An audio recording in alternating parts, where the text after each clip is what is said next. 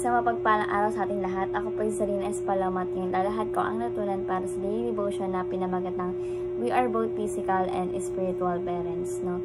So yung scripture po natin ngayon is 3 John chapter 1 verses 4 and sinasabi po dito na have no greater joy than to hear that my children are walking in the truth. So yung ano nga po, yung series natin na the whole family is being for Christ, no?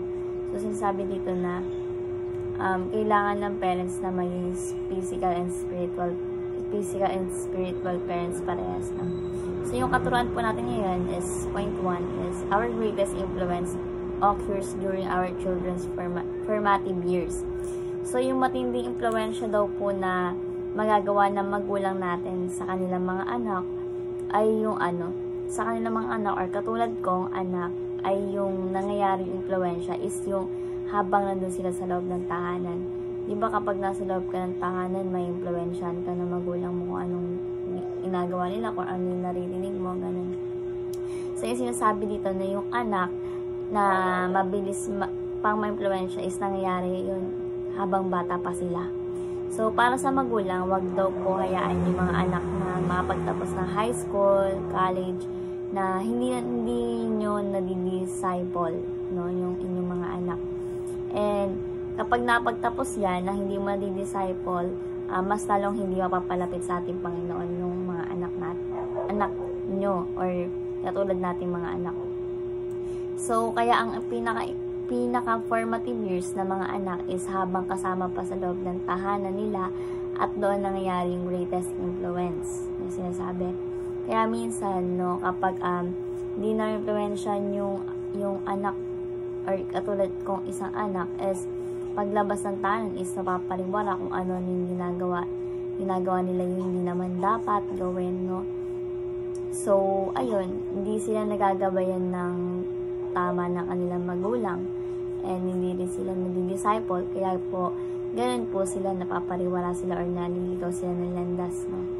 So formative years, wag na yung mga magulang natin is mag-aksaya pa ng oras at panahon, no? O habang bata pa is gawin nila yung kung ano yung tama para sa kanilang mga anak.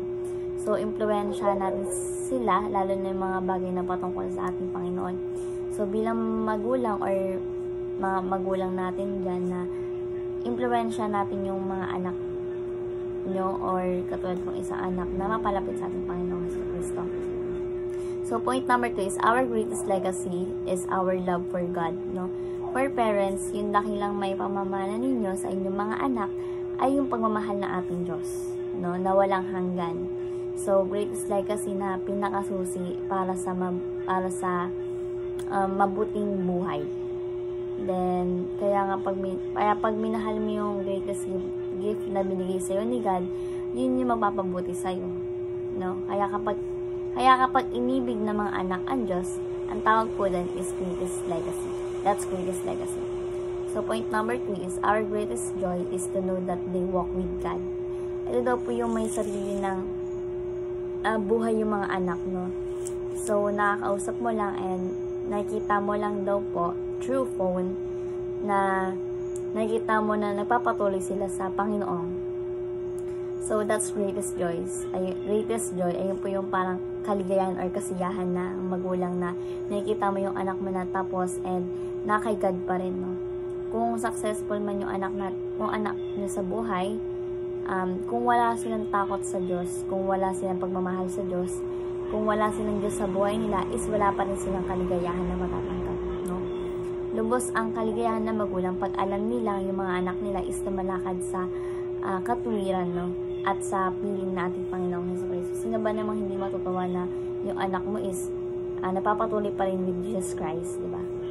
So, bilang application, number 1 is be both physical and spiritual parents. So, simula daw pagkaanak ay hindi doon humihinto yung pagiging parents ng magulang, no? Hanggang spiritual po yan.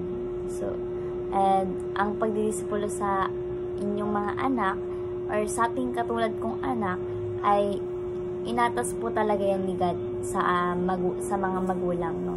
Na i-disciple niyo yung anak nyo. So, be both physical and spiritual parent. kung biological daw po yung parent ay natural daw po yun, no, na alagaan yung mga anak nila. Yung physical nila is inaalagaan talaga nila, no, o pinapakain nila or kung ano man po. So, kung hanggang physical nourishment lang yung ginagawa mo, matatapos lang din yun ng physical nourishment. Hindi na naabot sa spiritual nourishment, no. Kaya, dapat in-nourish dyan ay yung spiritual, not just physical nourishment lang, no. So, spiritual, not just physical. Spiritual food is important. Yung mga spiritual daw po, ayun daw po yung papalago sa kanila na mas lalo pa mapalapit sa ating Panginoong Jesucristo. Point number 2 is, be both a lover of God and a lover of people. So, dapat makita ng mga anak or mga tao na sa paligid natin is we are lovers of God, no? Dapat makita nila sa magulang nila na nagmamahal sila sa ating Panginoong Diyos. And, ang role po ng magulang ay paramihin yung taong paramihin pa yung taong napapamahal pa sa ating Diyos, no? So, pag minamahal natin ang Diyos, minamahal din dapat natin yung tao or tao na sa paligid natin. Hindi lang family, even friends, classmate, no? Churchmate, yan po, no? So, kapag tayo ay mapagmahal, ito daw po yung nangyayaring malaking influensya na pwede natin magawa. So, kapag nakita nila sa'yo na papamahal ka at na-influensya mo sila, at the same time, may kinig sila sa sinasabi mo, no? Hindi na sila dadalawang isip pang makinig sa'yo. So, point number 3 is, be both a discipler and a disciple. So, kung ano daw po yung status natin sa buhay, dapat naging disciple tayo. Single, married, byuda, or what? Student, no? Dapat naging disciple pa rin daw tayo. Even friends, family members, and so on, no? And at the same time, is nagdi-disciple din po tayo. No, dapat tayo yung magulang natin yung maglilid para sa ibang tao. That's a disciple. Pero, dapat din daw po, i-disciple ka rin daw po, no? Hindi lang po ikaw yung mag-disciple sa iba, kundi po, ikaw din ay disciple, no? Pag sinabing disciple is being a follower of Jesus Christ, no? Na magpapatuwid tayo kay Jesus Christ, yung mga magulang natin, no?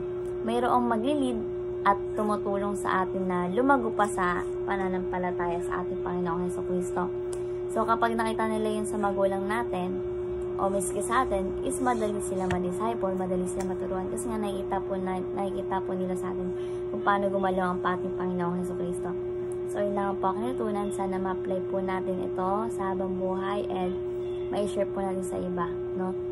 So, let's pray our family na mapalapit pa sa ating Panginoong Jesucristo. So, thank you po sa pakikinig at labas po sa ating lahat.